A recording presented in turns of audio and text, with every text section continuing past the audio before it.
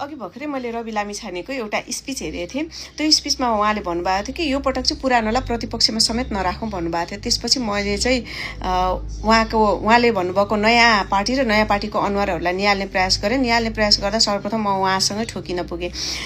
कुनै समय टेलिभिजनको चर्चित प्रस्तोता रवि लामिछाने तात्कालीन अवस्थामा उहाँले चाहिँ होटलमा एकजना अप्ठ्यारोमा पर्नु भएको चेलीको रेस्क्यु गर्नुभएको थियो, जुन हामीले पछि क्यामेराम्यान पछि लगेर गरिएको रेस्क्यु थियो। त्यो रेस्क्यु चाहिँ पछि हामीले टेलिभिजनबाट देख्न पनि पाएका थियौँ। रेस्क्यु पछि मात्र प्रहरीले त्यो खबर पाएको थियो। एउटा चेलीको उद्धार गर्नुभयो। उहाँलाई त्यो कार्यको लागि सलोट। त्यति बेलामा हाम्रो आशा भरोसा विश्वास हुनुभयो, साराको मन जित्नुभयो। पछि निर्मला पन्तको बलात्कारपछि हत्या भएको थियो। अपराधीको ढाकछोप भइरहेको थियो। अपराधी पत्ता लगाउने कोसिस गरिएको थिएन। राज्यको तर्फबाट त्यसलाई चाहिँ त्यति प्रायोरिटीमा राखिएको थिएन।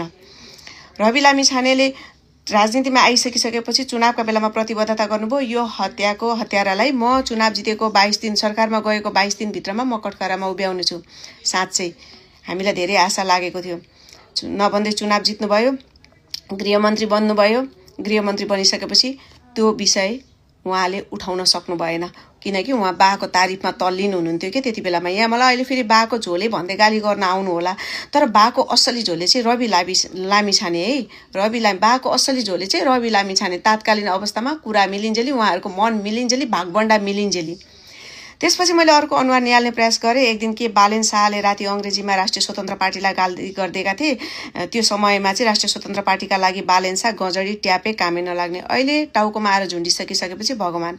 मनिष कुमार झा काङ्ग्रेसका झोले, गगन थापाको ढाड गन्याउँदै हिँडेका काङ्ग्रेसका झोले, आज राष्ट्रिय स्वतन्त्र पार्टीका प्रखर युवा नेता।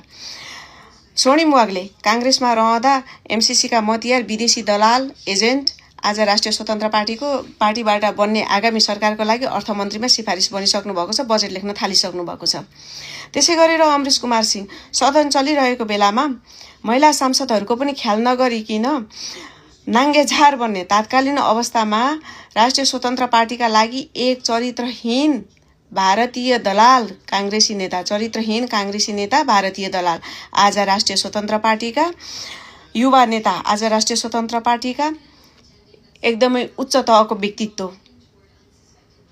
होइन। यो राष्ट्रिय स्वतन्त्र पार्टी अरूतिरबाट कुचेर फुचेर यता के भएर गएकोहरू जति चाहिँ राष्ट्रिय स्वतन्त्र पार्टीको ढोकाबाट छिर्ने बित्तिकै त्यस्तो नयाँ बन्ने मेकानिजम के छ? लौ न, त्यस्तो मेकानिजम केही छ भने भनिदिनु पर्यो। यो अरू काम नलाग्ने छाँटकाँट गरेर केही नेताहरूलाई पनि त्यतातिर पठाइदिउँ कि, ताकि नयाँ बनेर आउनुहुन्छ। देशको विकास सबै मिलेर गरौँ। होइन भने तपाईँको नयाँ भनिएका अनुहारहरू पनि जनताका अगाडि छर्लङ्ग छन्। नयाँ भनिएका अनुहारहरू पनि जनताका अगाडि छर्लङ्ग छन्। तपाईँ कुन किसिमको राजनीतिक व्यवस्था भएको देशबाट चुनावी प्रतिस्पर्धामा हुनुहुन्छ र तपाईँ प्रतिपक्ष चाहनुहुन्न?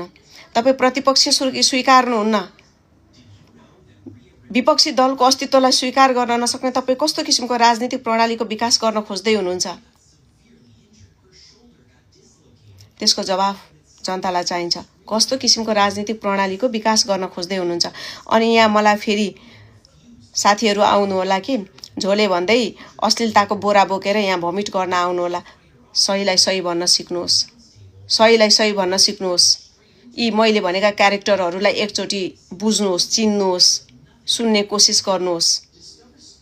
सुधार्नु पर्ने छ भने आफ्नो पार्टीभित्र सुधार्ने। मलाई गाली गरेर म सुध्रिन्न। म जे देखेको छु, जे बुझेको छु, त्यो कुरा म प्रष्टसँग भन्छु।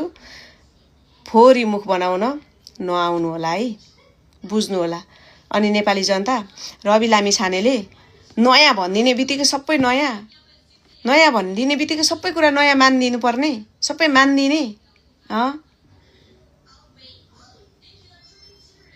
हामी वाक स्वतन्त्रतामा छौँ, हामी विचारको स्वतन्त्रतामा छौँ। हाम्रो संविधानले नै हाम्रो स्वतन्त्रतालाई दिएको छ। प्रश्न गर्न हामी सक्छौँ।